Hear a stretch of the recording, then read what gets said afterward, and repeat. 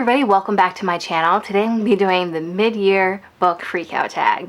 I know it's really soon since doing the other book tag, and I try not to do so many book tags close together, but I'm trying to be better about scheduling videos, and I don't want to do this video too late. I also thought it'd be a really great idea to do something like this since I've been really bad about my reading wrap-ups.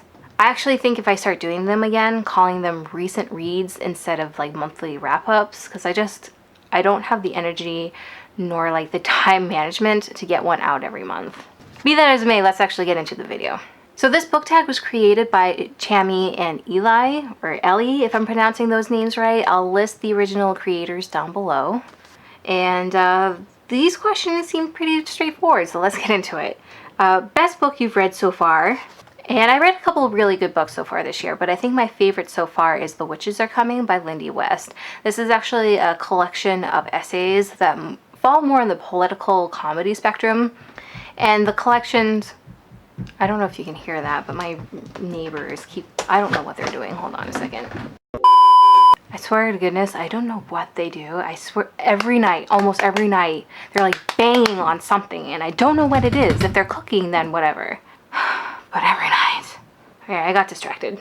Anyways, these essays focus more on the Me Too movement, and the blurb is, "This is a witch hunt. We're witches, and we're hunting you." And I feel like that's all you truly need to know before getting to this book. I think it's wonderfully written. I loved her previous book, Shrill, and this was no exception. I rated this a full 5 stars, and when I do my favorites video, or eventually when I do it, this definitely is going to be on this list, or that list rather. So good. Prompt number 2, best sequel you've read so far this year. And I actually haven't really read any sequels. Like I read a couple of them, but I think the best one I read was The Bride Test by Helen Huang. But I didn't know it was a sequel. I thought it was going to be a standalone. Like it reads like a standalone. It's a romance between these two different characters, and it's really more about the mom going back to, I want to say, was it Vietnam? Yes, Vietnam. So the mom goes to Vietnam and she meets Esme, and she thinks Esme will be a really great fit for a wife for her son Kai. But Kai doesn't want to get married because he has autism. He doesn't think that he's fully capable of having a relationship with another person. And so there's like that dynamic to the story. And so it's kind of like an indifference to love sort of trope. They're obviously very different people, and the character development between these people are really great. However, I didn't really care for the ending or how certain things wrapped up.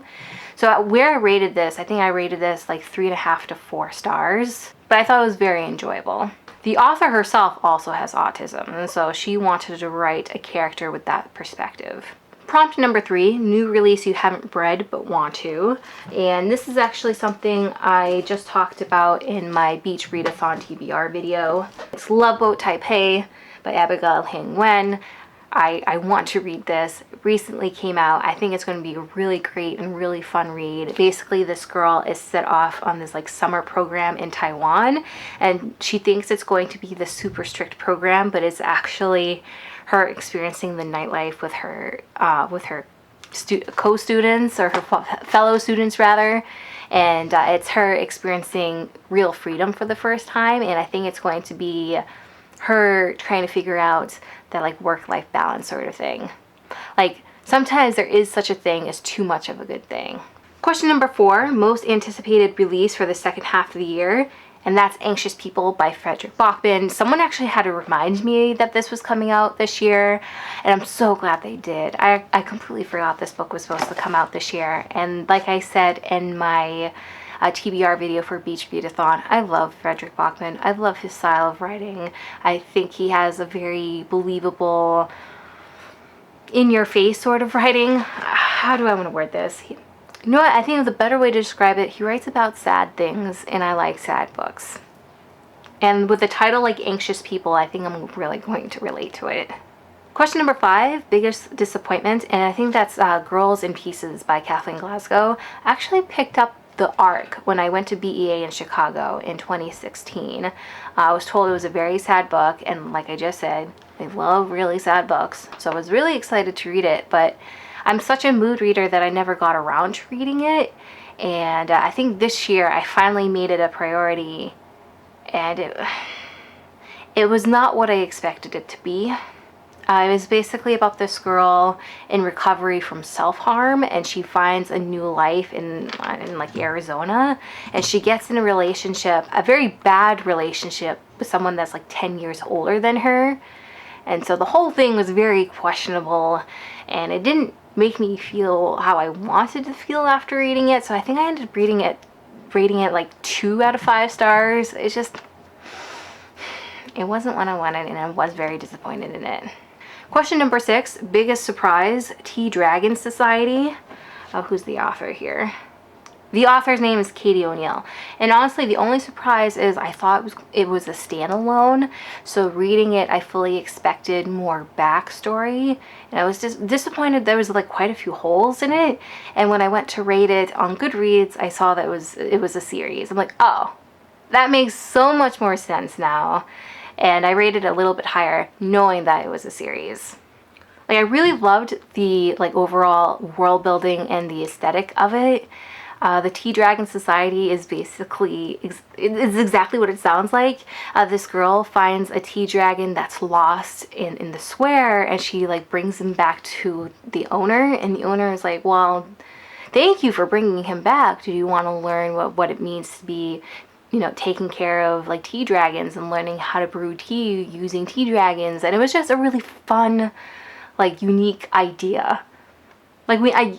Yes, we know that plants are alive, but actually seeing them living and breathing, that was a fun concept. Question number 7. I was about to say savin', like I'm from the South. Savin'. Question number 7, favorite new author, and that's Ngozi Akazu, if I'm pronouncing her name right. I actually specifically learned how to pronounce it because I was doing a recommendation video for a collab thing, and I actually learned how to pronounce it, and I think it's Akazu. I think that's how you pronounce her last name.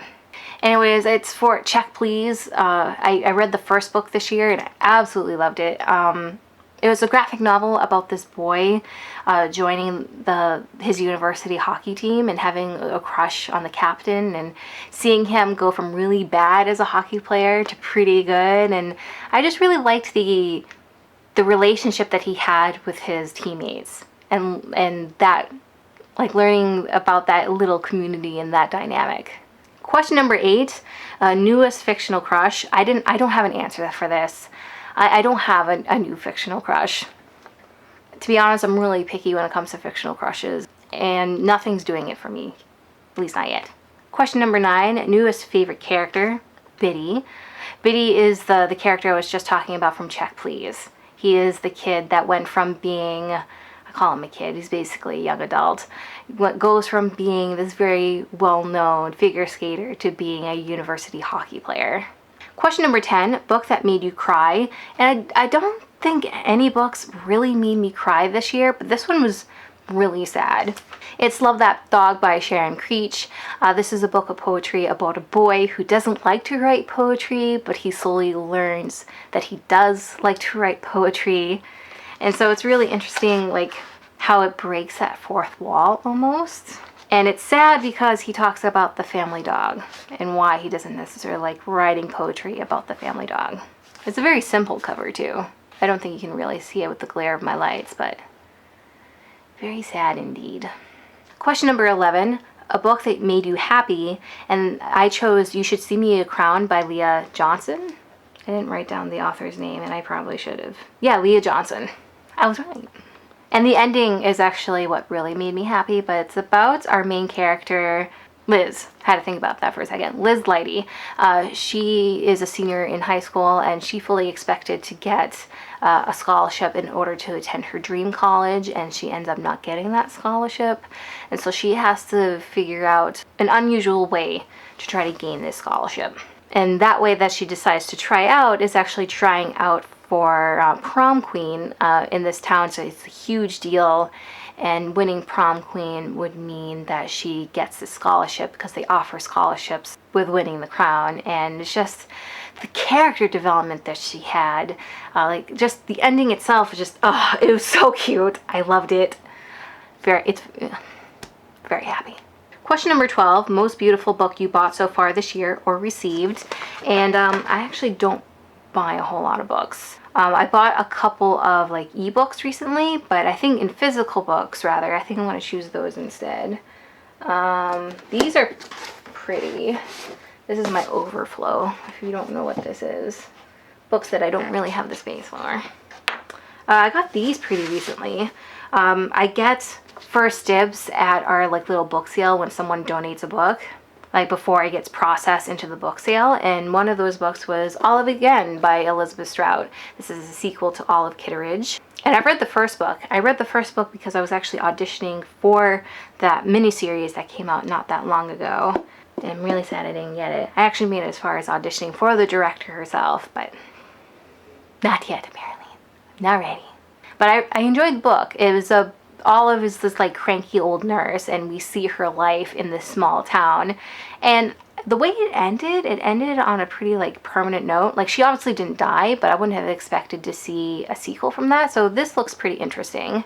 Another one I got is an ARC. As a librarian, my fellow librarians also picks up ARCs, and when we finish one, we kind of just drop it off in the break room. And someone dropped off this Infinity Sun by Adam Silvera.